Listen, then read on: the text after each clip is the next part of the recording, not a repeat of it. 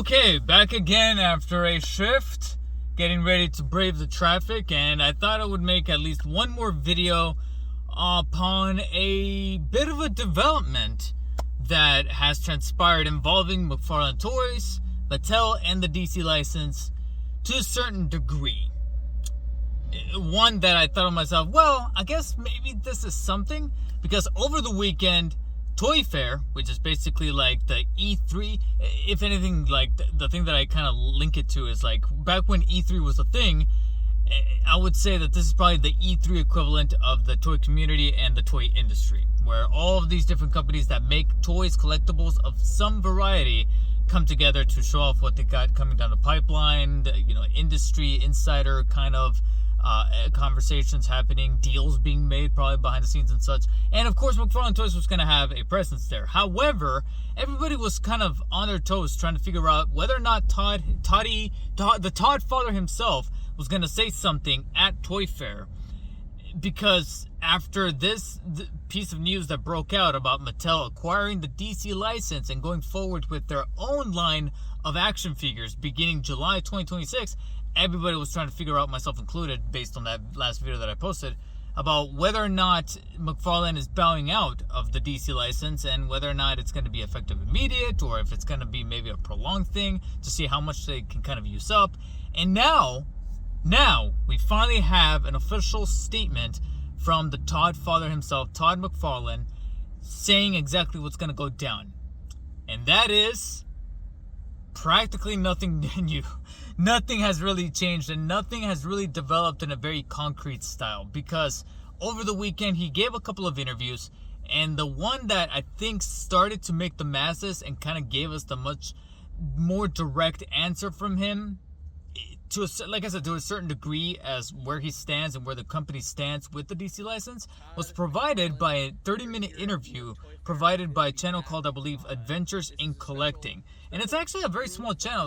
It's funny because he booked this podcast interview with Todd McFarlane at Toy Fair in New York, and I was like, oh, it must be like a big channel. And to see that it's only 2,000, it's pretty remarkable that the channel's not even that big of a channel. I'm not saying this is a bad thing. I'm just saying that it's a small channel, a small creator, and yet he still had the humbleness to sit down with him and be like, yeah, let's talk. Let me provide this answer. So that's pretty cool of him. And I also want to give a shout out to Adventures in Collecting for nabbing the interview, for pretty much giving him some pretty solid questions, letting him speak, having a sense of decorum. I checked out the interview. So I'm going to be linking the full interview in the description if you guys want to check it out on your own time, and also give that channel some love, because it's pretty cool what they were doing. And I also want to give them some credit for starting with probably the hardest question of them all and not bearing the lead, which is what's happening right now with McFarlane Toys after the news broke that Mattel might be taking back the DC license. And Todd's answer, in a very paraphrased way, because again, you guys can check out the interview, but you can kind of tell that Todd was sort of dancing and tiptoeing and really ballet dancing around certain legalities, certain terms, wordage, to make sure that he doesn't really get in trouble with WB Discovery. At least that's the vibe, that's the impression that I got. And what he pretty much said is that this is not, the things that he can more or less kind of confirm and set in stone was that this was not immediate. He wasn't just pulling the lever or switching the factory off and just saying, that's it guys, go home, we're done. No. They're still going to be producing DC Multiverse until the contract runs out, which right now is more or less kind of stated for June-ish or so of 2026. So we got roughly, it's funny, I keep wanting to say a year and a half, but it's more like a year and 3 months or so, even less than that, to produce more DC McFarlane 7-inch figures. And what exactly is going to be coming down the pipeline, what checkboxes he's going to really kind of get off the list up until that point, who knows? Obviously, we all got our wish lists. I'm sort of currently developing my own. And only time will tell exactly what he's going to be revealing as 2025 courses on. Because this is ultimately now going to make this year an even bigger year for McFarlane if they are going to, in fact, go out of style. And that's if they go out. That's a very key word, because one other thing that he kind of touched upon And again, I'm paraphrasing here, and this is more where he had to get into the territory of not being able to really confirm and just kind of, like I said, picking his words very, very carefully because WB Discovery lawyers are probably looking at him, is that something may be talked about behind the scenes that can maybe lead to some kind of shared licensing deal, the way that they were doing before with Spin Master and themselves, in which Spin Master was producing DC licensed figures that were more on the kiddier side. You know, you got the 4-inch stuff, you had the vehicles, and then the bigger stuff. It's funny, it went from one extremity to another with Spin Master. You would either get the very small 4-inch figures, or you would get the 12-inch, very bombastic figures that had hardly ever articulations. You could just move like the legs and stuff, but at least you got some decent sculpting happening with those things.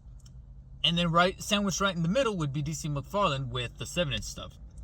So maybe they can reach some kind of agreement, and Todd's more or less in this interview hinted at that possibly happening, that maybe he is willing to at least bring that to the table and have some kind of negotiation. Nothing is confirmed there, no deal, no hands have been shaken as far as that is concerned, but that's kind of like what he was hinting at a little bit after saying that this is not immediate, it's not being pulled this week, he's still going to continue on with DC Multiverse at the very, very most June of 2026. And up until that point, we can, like I said, kind of fluctuate as far as what we would want to see McFarlane tackle, if this is going to be his swan song year as far as the DC license is concerned. Obviously, past that point, McFarlane Toys is most definitely going to continue from Spawn property, anything that has to do with Image Comics, Warhammer. I am pretty certain that he's got a little bit of a hand in that. And then, of course, some of the recent stuff that's been announced that was even touched upon a little bit during this interview, as far as the Teenage Mutant Ninja Turtle stuff, the Mortal Kombat Classic figures, which I gotta be honest, I'm pretty interested in that, because the first thing that kind of came across my mind when I saw that reveal was that, sure, he's going back to basics with the classic original game and the classic suits or the classic outfits for some of the characters like Scorpion, Liu Kang, Sub-Zero, Melina. But then I hear there's some rumblings going on with certain people that were at Toy Fair that they got to witness a prototype of Raiden that they couldn't photograph and wasn't revealed to the public. That was like a Toy Fair exclusive thing. So it only makes me wonder, out of the whole catalog of Mortal Kombat characters, what can McFarlane really do in that 7-inch scale as far as detail? And then even within those characters, just imagine how many goddamn skins they could portray in figure format. Like, how many versions of Sub-Zero or Scorpion, from the first classic game to most recently Mortal Kombat 1. There's quite a novel. They're very much spoiled for choice there. So that was pretty much everything that I was able to extrapolate from that interview. I guess probably the biggest significance of it was that it came from Todd himself. It wasn't some kind of representative. It wasn't some kind of spokesperson.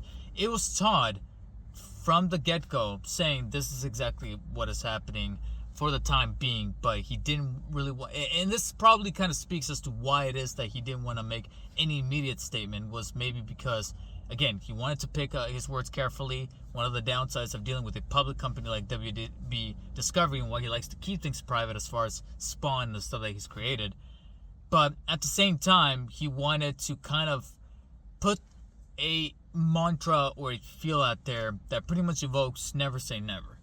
And maybe that is exactly what he is trying to kind of work behind the scenes with WB and Mattel, is like, hey, can we kind of share something? And if push comes to shove, maybe what he's doing with the Marvel statues, he'll start doing with the DC properties, which technically he's already doing, as far as like resin statues, PVC stuff, the Fidgetal stuff. But now that's all that he'll be doing. It's more so the statue stuff, the way that he's been tackling the Marvel comic or the comic cover recreations. And then Mattel will then full on handle the 6-inch stuff, or at least will cater to that default staple scale, and will bring it down to 6-inch as opposed to 7-inch like it's been under McFarlane, which I know is probably going to make an awful lot of people happy. And speaking of those people that were happy, most especially in that comment section for the last video I produced, there is a little bit of credence in saying that the Mattel that I remember tackling the DC Direct line from the mid to late 2000s is not necessarily the same Mattel that's handling figures right now. ever so often I would come across some of their WWE figures in the toy aisle at Target or Walmart, and frankly, a few of them do look a little bit on the impressive side. So maybe one of these days I'll pick one of those guys up, play with it, maybe do like a review or like a experimental video with it on the channel, and figure out how exactly it is that Mattel can maybe take some of these technologies and processes and apply them to a definitive 6-inch Batman figure. Because the Mattel then wasn't exactly the Mattel it is now, just like McFarlane, for better or for worse, did evolve since their acquisition of the license in 2020. And 2025 is most definitely going to be a very bold and emblematic year for the company and for the DC license, and for us McFarlane Toys DC Multiverse collectors. And apart from that, I guess the only thing to really do between now and when we get an official statement from McFarlane Toys and some kind of very steadfast presentational video, or maybe his own panel at either San Diego Comic-Con or leading up to that, I believe WonderCon, or any other conventions that he's willing to attend, all that we can really do is collect the stuff that is formally announced and also put together our own wish list in hopes that maybe either him or the representatives at WB will listen and finally at least give us a sense of closure before this licensing agreement proceeds on over to the next stage. For the time being though, let me know what you guys think of Todd's words during this interview. Does it kind of put you at ease, or it didn't really do anything to kind of give us a concrete answer, or do you think that it's somewhere kind of like sandwiched a little bit in the middle? Let me know down in the comment section. Of course, if you guys enjoyed this very late night video, or off the cuff kind of via mobile phone video style that I've been doing lately, please let me know by hitting the thumbs up button. If you didn't like it, however, hit the thumbs down. And until next time, guys, take care and stay humble.